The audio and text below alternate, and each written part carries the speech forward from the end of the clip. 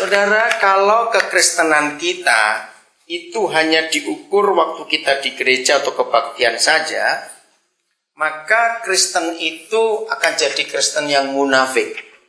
Ya, perhatikan baik-baik. Jadi kalau kekristenan kita itu hanya dinilai waktu kita di gereja saja, dengarkan, maka kita akan jadi orang yang munafik, saudara. Enggak ada yang amin sih. Kenapa ya? Kenapa kok harus amin? Karena di gereja waktu kita kebaktian, maaf saya harus bicara apa adanya, itu bisa jadi tempat sandiwara. Kita bisa pura-pura. Maka itu Papa di surga tidak pernah mengukur kekristenan kita waktu kita di kebaktian. Sama sekali tidak. Papa akan menilai kita selama kita hidup sehari-hari. Jadi yang Tuhan pentingkan dalam kehidupan kita bukan waktu kita ada di gereja. Tapi sehari-hari kita bagaimana? Kita ini Kristen, semua harus Kristen dalam semua keadaan. Amin. Jadi waktu makan pun harus Kristen. Padahal waktu belanja pun harus Kristen. Waktu mandi berak pun harus Kristen. Lu serius? Lu betul tidak?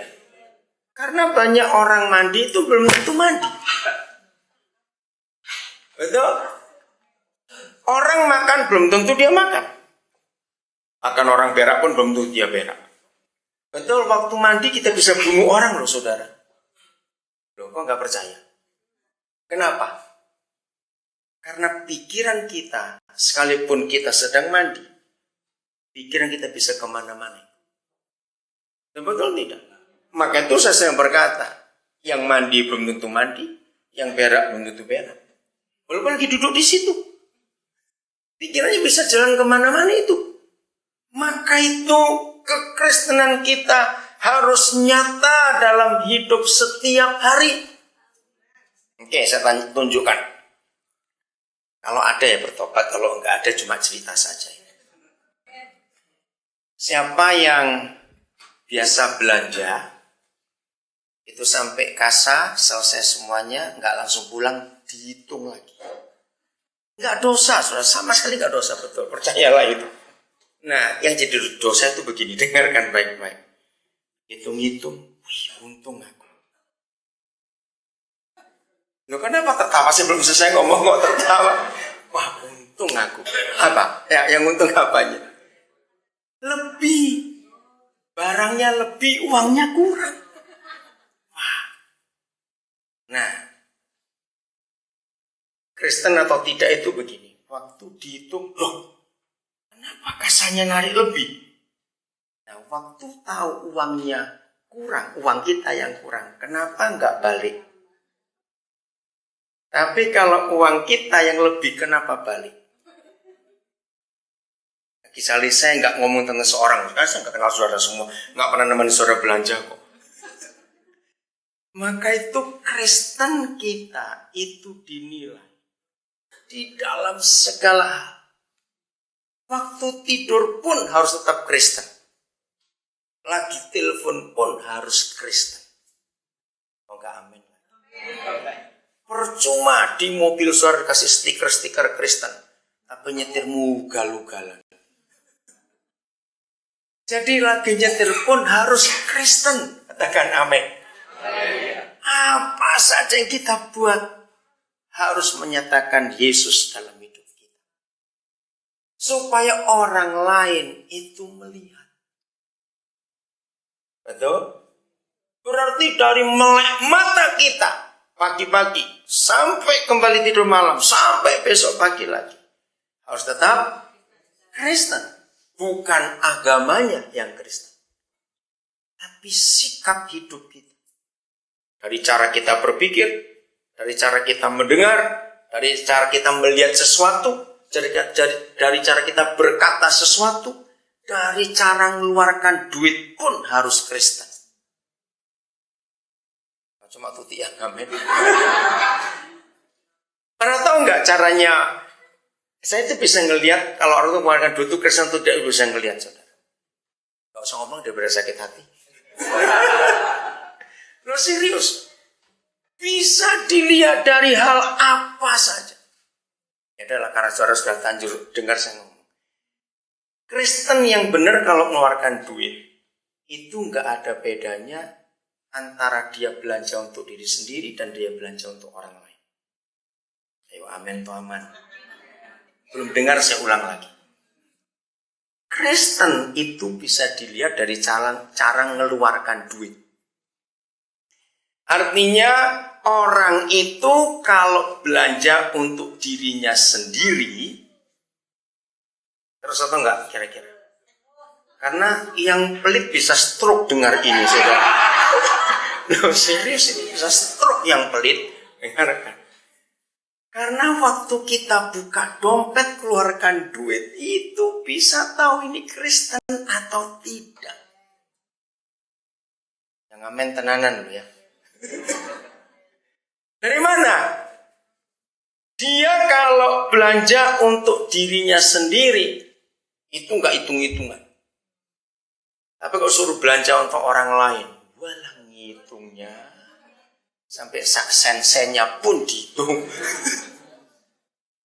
Ngerti? Nah, maka itu Kristen kita bisa dilihat dari segala hal. Cara kita hidup itu bagaimana? Cara kita terima tamu juga bisa dilihat itu Kristen atau bukan. Bisa-bisa pulang semua yuk. Dengar ini. Nah serius. Saudara, karena hidup ini harus menyatakan Yesus di dalam segala hal. Katakan amin lagi sekali. Dalam segala hal. Kenapa Mother Teresa jadi begitu dikenal oleh dunia? Baik orang Islam, Hindu pun tahu ada Yesus dalam hidup. Betul tidak? Kalau saudara nggak pernah dengar tentang Mother Teresa, pasti itu sudah budek atau memang nggak tahu apa-apa, sudah gitu aja. Maaf lagi sekali saya ngomong. Jadi jangan kaget kalau saya ngomong begitu. Saya itu nggak pernah ngomong bolak-balik gitu, sudah lebih enak. Betul tak? Nah, kenapa Mother Teresa jadi dikenal sampai orang Hindu, orang Muslim pun respect pada dia? Karena mereka melihat Yesus dalam hidup orang ini. Dan kita tahu hidupnya. Dia itu sumpah bersama dengan semua timnya. Sumpah mereka itu ada 7. Tapi saya nggak hafal yang 4, saya hafal yang 3. 1. Selama mereka hidup, mereka tidak boleh terima uang dan tidak boleh pegang uang. Ayo, bisa nggak? Terima senang, pegang senang, beri yang nggak senang, itu dia. Mother Teresa dengan timnya itu sumpah yang pertama, tidak boleh.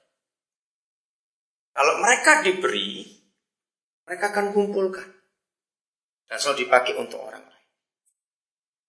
Sumpah kedua, mereka tidak boleh punya baju lebih dari 2. Hanya 2. 1 dipakai, 1 dicuci. 1 kering, 1 kotor cuci.